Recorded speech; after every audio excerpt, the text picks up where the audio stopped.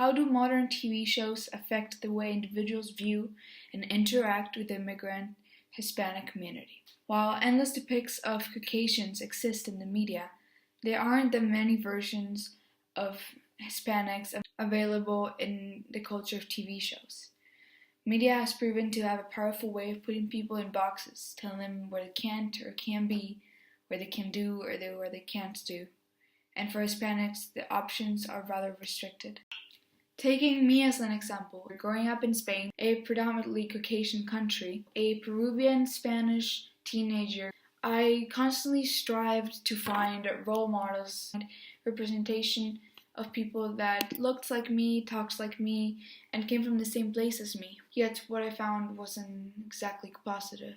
As a child, I grew up seeing my people represented as thugs, maids, sassy housewives, drug lords, criminals, sassy girlfriend of the criminal, gardeners, cleaners, or wacky sidekicks.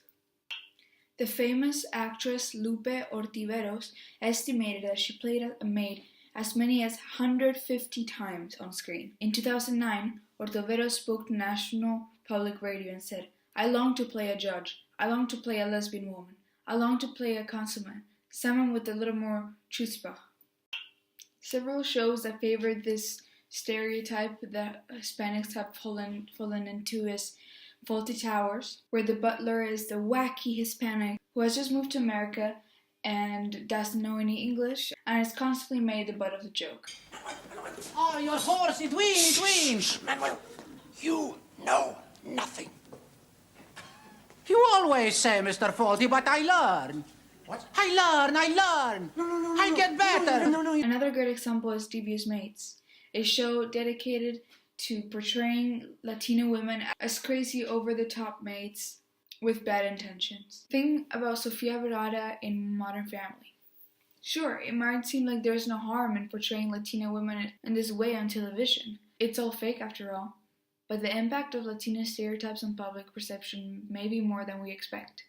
While some people might find these characters to be harmless, they really do affect the way a sheltered audience interacts with our community. The Huffington Post posted an experiment when respondents were asked to evaluate a particular immigrant group and choose between two extremes in stereotypical categories, including wealth, intelligence, dependence, conformity, and violence. For example, rich versus poor, or self-sufficient versus dependent or government assistance. Surveys showed that Latino immigrants were rated the most negatively out of everyone else, scoring very poorly on the violent-non-violent scale and in the trying to fit in versus staying separate from American scale.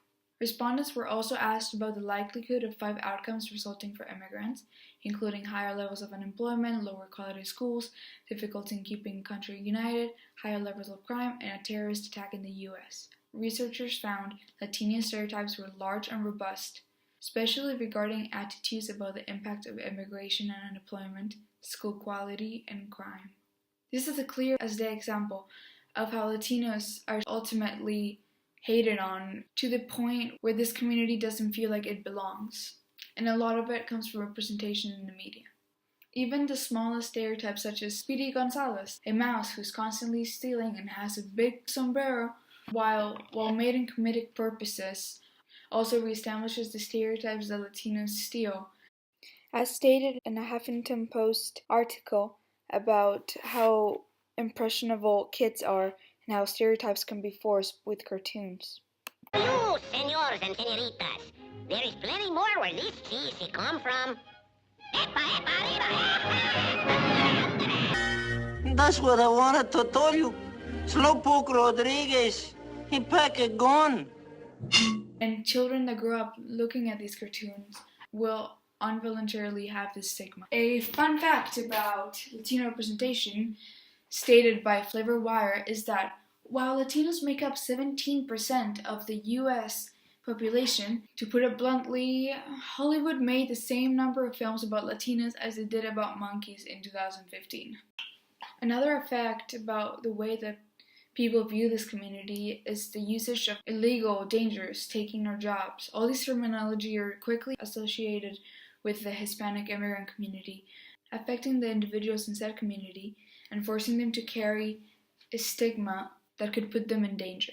And it's true that in today's political climate, the Hispanic community is one spoken of quite often, most times negatively, speculating what the intentions of said immigrants are in the new country. When Mexico sends its people, they're not sending their best. They're sending people that have lots of problems. They're bringing drugs, they're bringing crime, they're rapists. However, more Latinos are getting bigger roles in shows, and more shows are being created in dedication to the Hispanic culture and reality of being an immigrant. These shows tend to deal with these social issues with light-hearted humor for it to be an easier pill to swallow. These efforts can be clearly shown in shows such as Brooklyn Nine-Nine, One Day at a Time, or Jane the Virgin. Jane the Virgin is a heavily Latino casted show made in the form of a telenovela, very classic entertainment style in places in South America such as Mexico, Colombia, Venezuela, etc. Jane the Virgin also discusses political issues such as immigration, with the family finding out that the grandmother isn't a citizen and helping her through the process of becoming one. One Day at a Time has a similar message. It's about a Cuban family living in America. After I worked so hard to give you an opportunity in this land of the free and home of the brave. That's not me, that's her. You make me sound like I have an accent.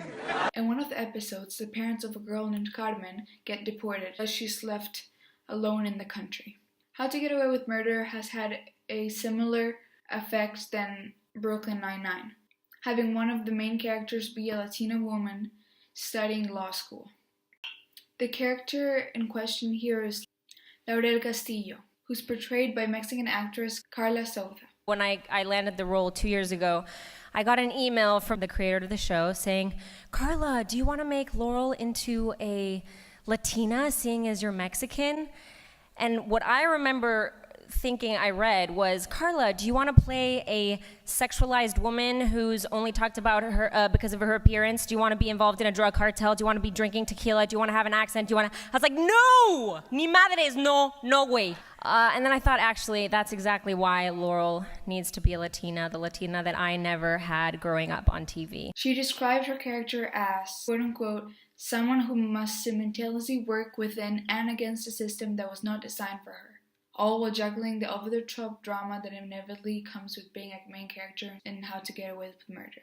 Lastly, Brooklyn Nine-Nine doesn't directly deal with immigration, but is doing a great job with casting diversity. For instance, it casted 2 Latino women as major roles being police officers. One of them, Stephanie Beatriz, said in one of the interviews, "I thought, that's it. The network is not going to allow there to be 2 Latinas in one show.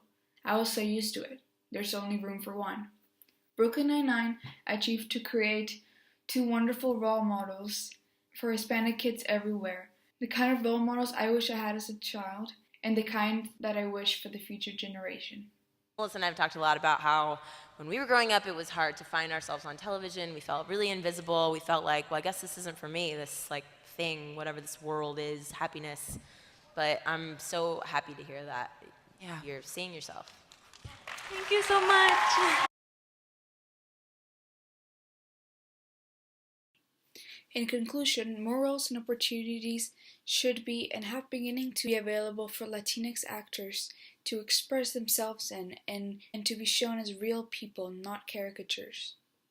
To be aired alongside other shows that display experimental and authentic characterization of real life and fiction. And it's true that Latin representation so far has been filled with stereotypes and has brought a rather negative view in the Hispanic community, leading the outside individuals to see them as less, and causing Hispanics to miss out on basic human opportunities such as jobs or being part of a society. However, if the increase and bettering of Latin representation continues to rise, it will start a conversation that will raise awareness and change the view of the people outside on the Hispanic community. In an article about Latin representation in 2018 by Mashable, they mentioned, what can the media do better? They can continue to dismantle the stereotypes put upon the Hispanic community. Not every Latinx character has to be a criminal, drug lord, or the loud, outspoken friend. If this imagery stops and begins to create a more positive, realistic one, it will get rid of the old, biased one, creating a much pleasant and safe environment for the community. One day at a time.